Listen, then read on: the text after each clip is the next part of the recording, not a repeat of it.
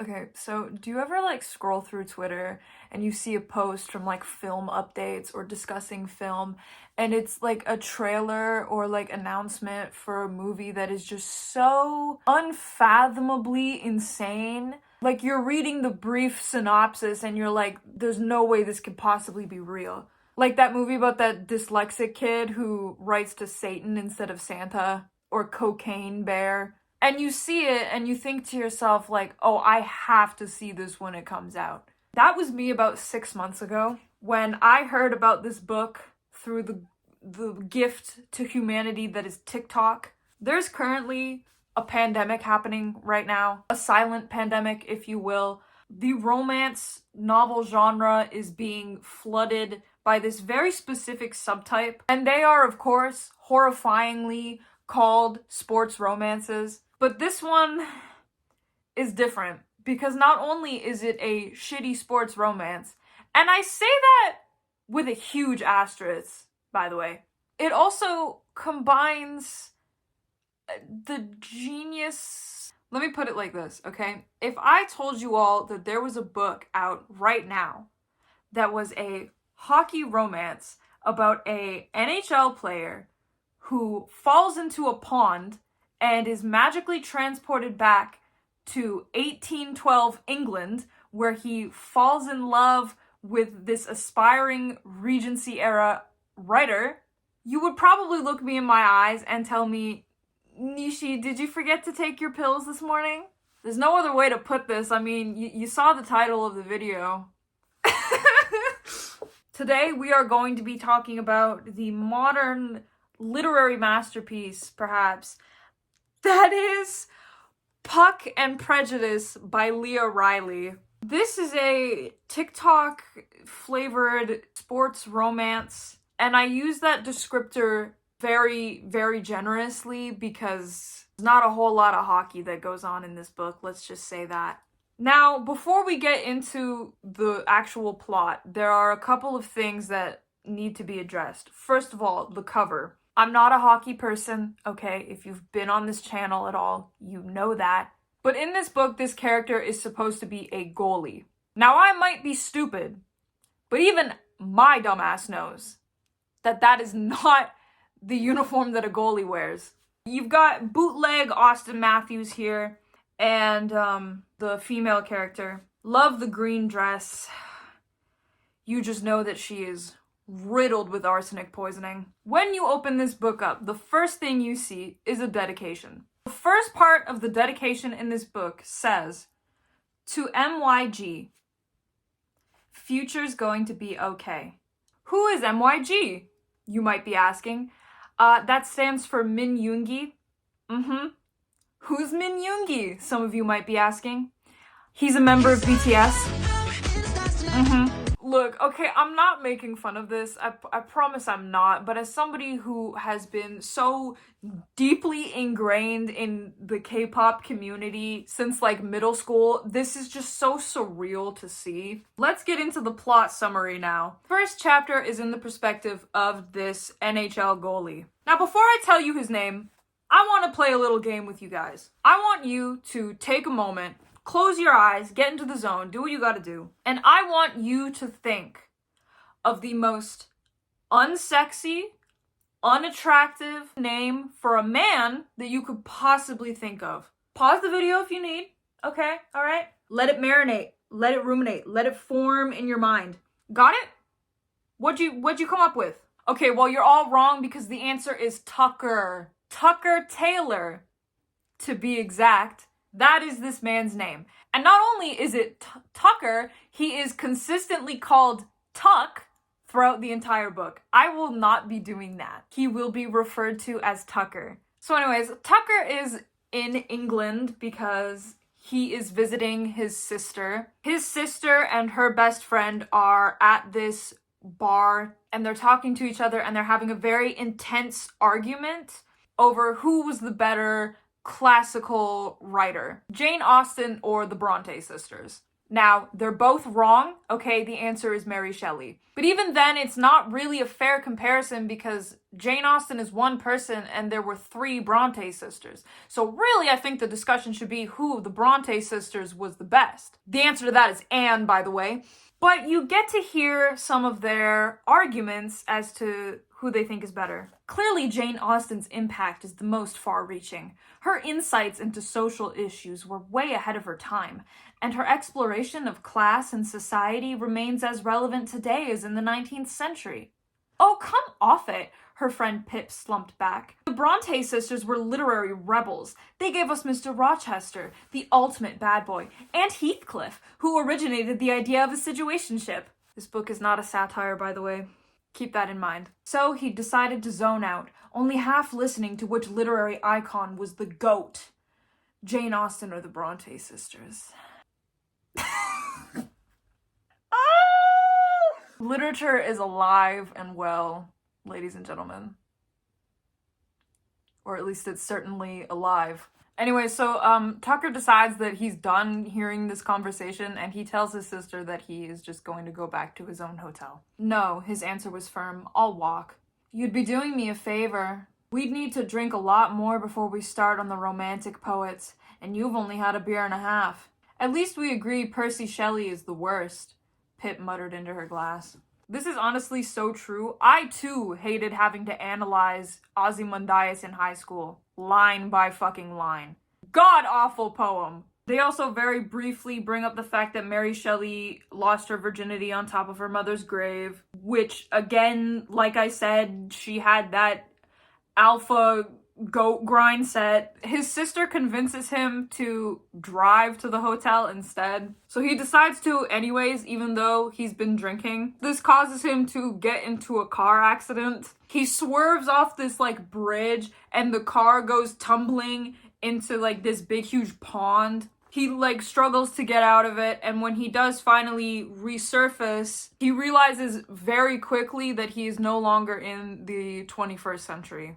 The car, however, nowhere to be found. But whatever. I mean, this isn't like Back to the Future, where at least it was a cool time travel car. Like, he was driving a fucking Prius.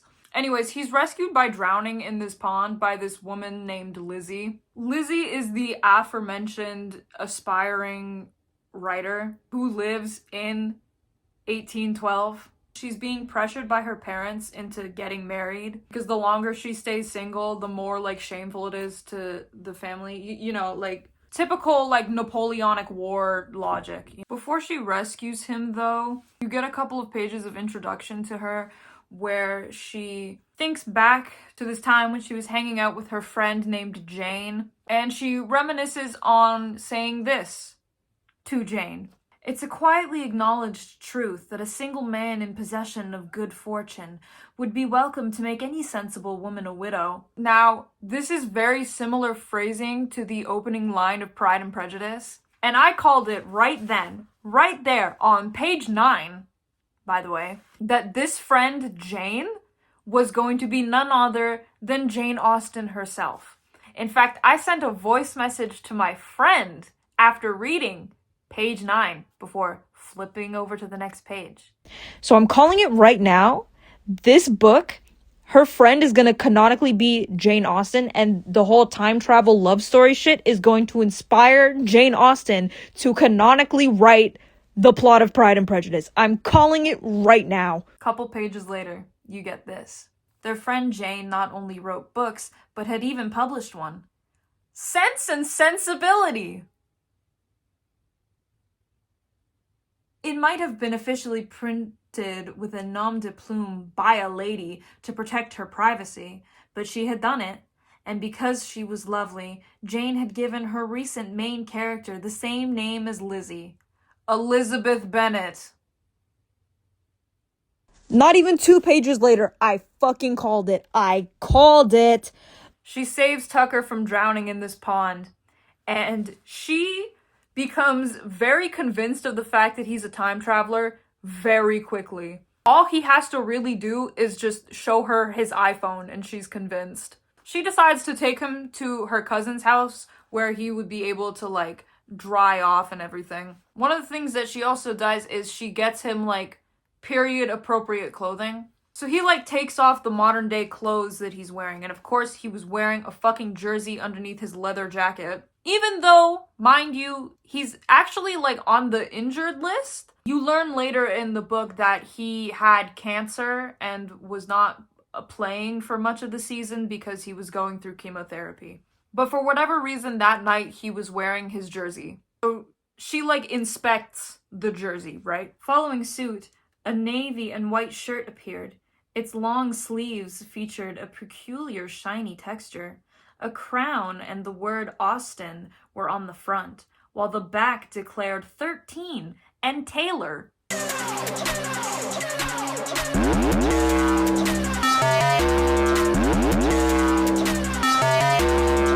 First of all, he plays for the Austin NHL team out of Austin, Texas. I wonder why Austin, Texas was picked specifically.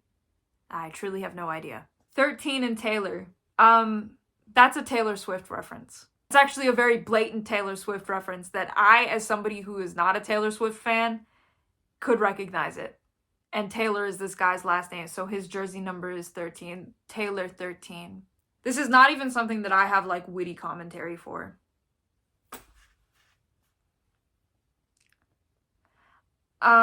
So they get him cleaned up and whatnot. Then, like, the butler to her cousin's house says, like, hey, you've got a visitor. And that visitor is none other than Jane Austen herself. I'm so serious. Jane Austen is a legitimate character in this book. She's actually quite significant. She also believes very quickly in the fact that Tucker is a time traveler. And they show this to her by basically being like, look at his fucking Nikes! So anyways, they talk a little bit about how time travel could possibly be a real thing. Folks arriving from other times or vanishing for good during the full moon. This land has ancient roots. What with all the barrows and then the stones? Barrows? Tuck asked. You mean...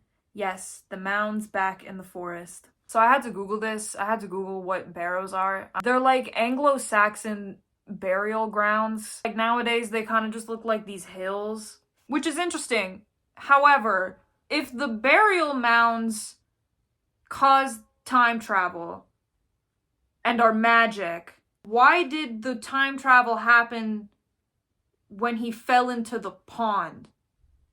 Shouldn't that mean that, like, the bodies of water in England are magic and not the Anglo-Saxon?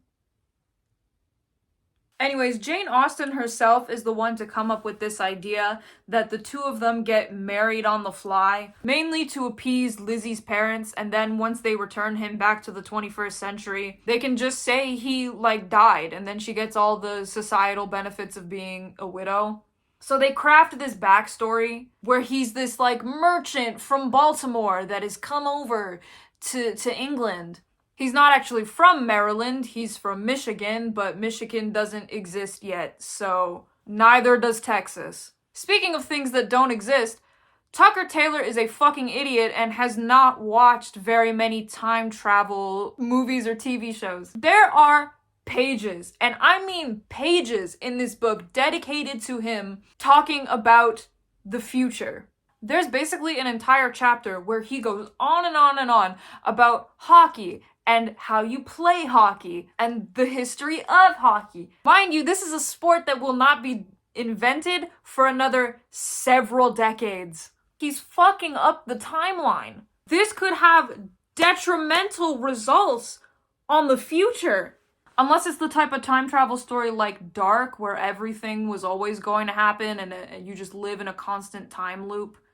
Nothing can ever be changed. Everything was always predestined. Also, he is his own father. That show is so weird.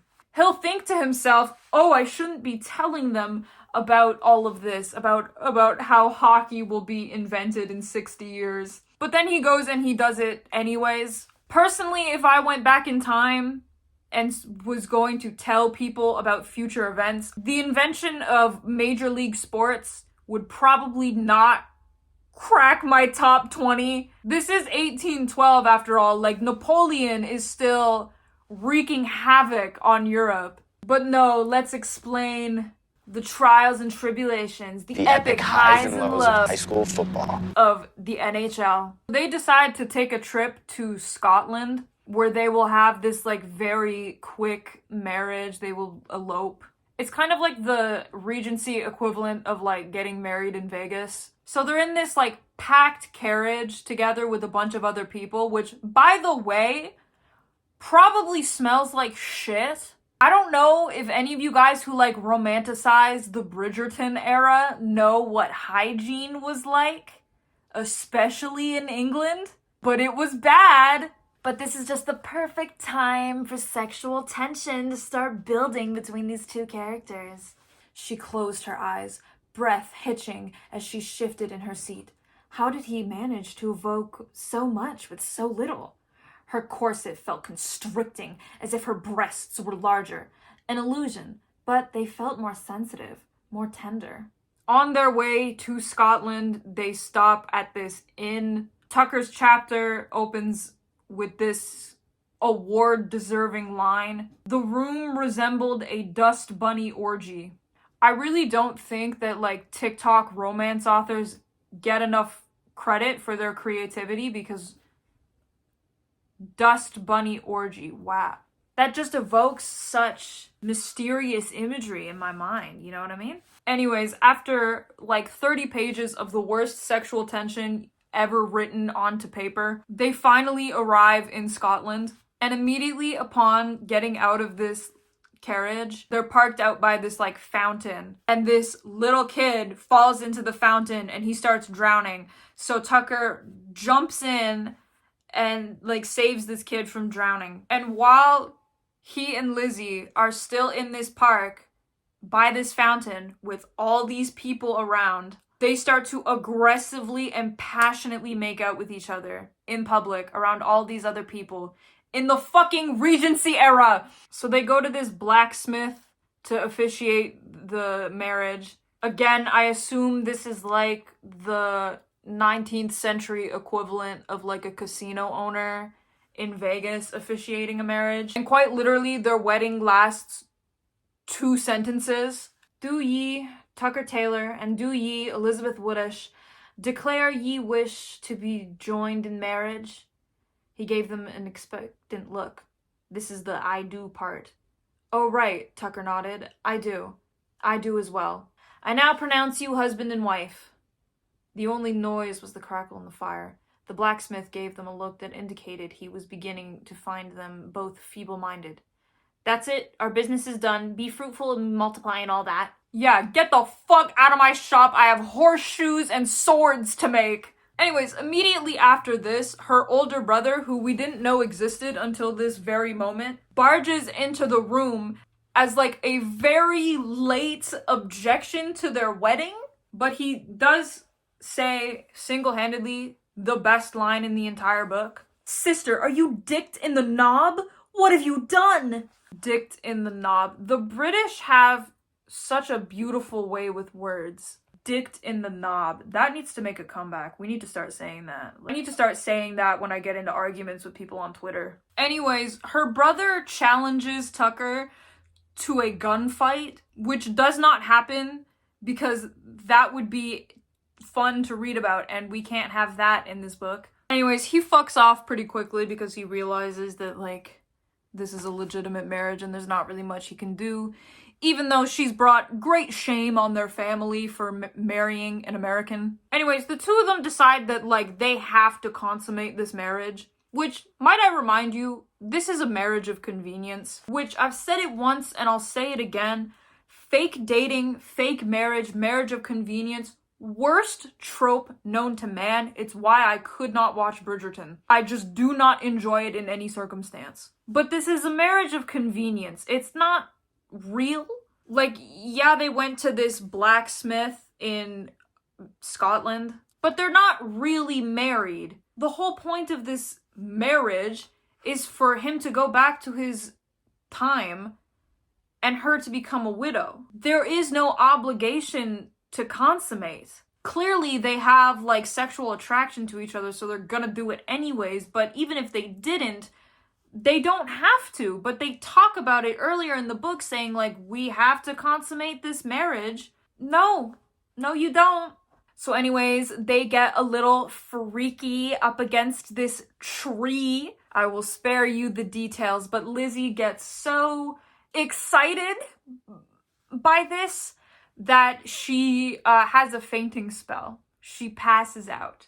And for this fainting spell, she is prescribed raw opium, which in the modern day would be like having a heat stroke, and then the doctors give you like 8 pounds of fentanyl. Medicine! So anyways, after this, they go back to England. They go specifically to London, where Lizzie's parents live. And Tucker has this conversation with Lizzie's father, who we learn was a veteran of the Revolutionary War. And he especially hates the fact that his daughter just married an American. I was a naval officer during the American War. I saw action in the Battle of Long Island, the siege at Kips Bay. Nasty business. Nearly lost my leg. Good men lost their lives. I was 20 years old. I'd never been out of England, let alone across the Atlantic. And for what? Loyalty betrayed by colonists who decided that the king's rule and the rule of the law no longer applied to them. We beat back your general on the shores of New York, that Washington who became your president. Cool. The problem was that Tuck only had the barest grasp of the Revolutionary War. Of course, he knew about George Washington, but the specific battles? Nope, not a one. Shit! Why hadn't he taken Nora up on her offer to go see Hamilton? So after this, of course, they have to go to a ball, because every Regency media has to have a ballroom scene. As Tucker is getting ready, he's thinking about how eventually he's going to have to go back to his own time. And yes, he will. Very little of this book is dedicated to them figuring out how he will get back to 2024. He wasn't meant to be in 1812, but under different circumstances, he might be meant for Lizzie. They had chemistry. Do you though? Is the chemistry here in the room with us right now? You were kissing her with tongue. Mind you, nobody in this era brushes their teeth. There's a part earlier where we learn he has veneers, while all she uses is a tooth scraper. I don't know. So they go to this ball. Lizzie goes to the bathroom with some of her friends. Meanwhile, Tucker gets approached by this random dude at this party. Tucker Taylor, southpaw, spent a year in Montreal before getting traded to Texas. Played forward in high school, but was a goalie at the University of Michigan. Decent scorer, but far better between the pipes. Last time I saw you play was in 2019. So this dude, his name is Ezekiel, and it becomes very obvious that he too is a time traveler. You learn that he was this, like, university professor from California who, like, walked into a cave and then walked out, and then all of a sudden he was, like, 300 years in the past. He's a pretty insignificant character, so whatever. His only purpose really is to just explain the mechanics behind time travel in this world, and I'm going to tell you right now, they don't make any sense. And he goes on about this for pages and pages. I am going to read you the full explanation of time travel in this book, just so you get an understanding of how truly long it is.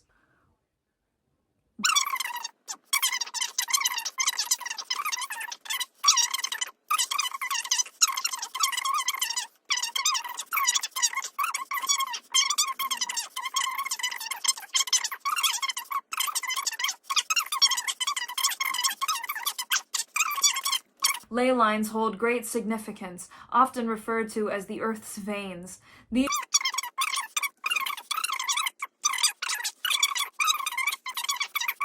Hollow originally comes from the Old English word halig, which means holy or sacred. Over time, halig evolved into hollow.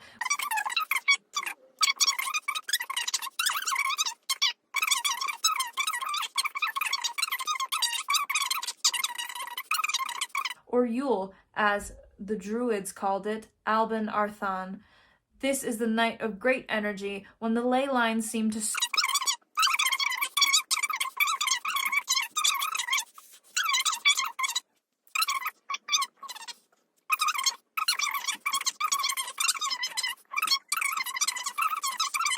of my theories, the omni-reality paradox. For people like myself who cross over with full knowledge of their actions,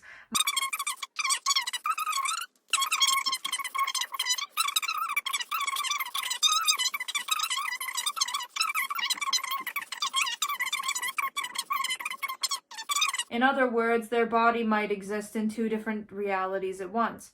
Forget kindergarten, I need the preschool cliff notes, Tuck muttered.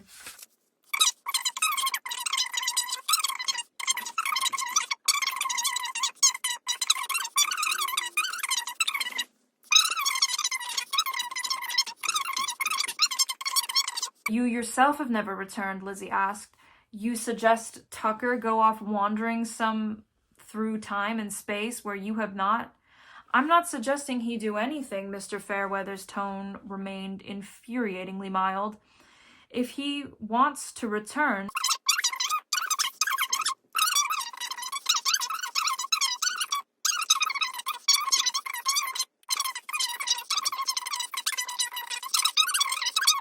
If a lodestone is what is to guide Tuck home, what led you to this time?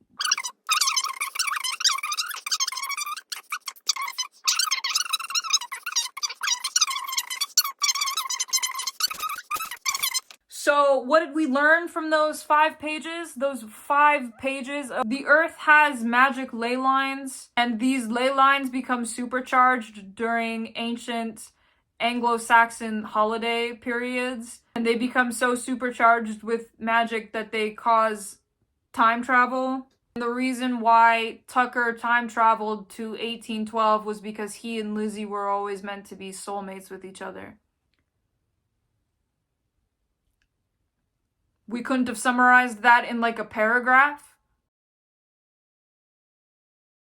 So anyways, there's this like ancient holiday that nobody really celebrates anymore in celebration of the harvest, where the ley lines are going to become supercharged again, and if Tucker jumps into the pond again, he'll go back to his original time, ideally. This obviously upsets Lizzie.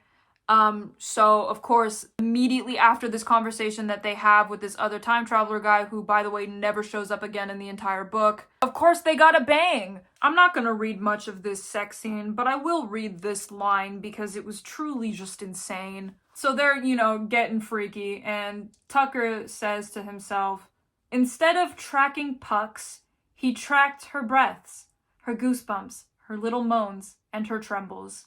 Just in case you forgot, even for a millisecond, that this dude plays hockey.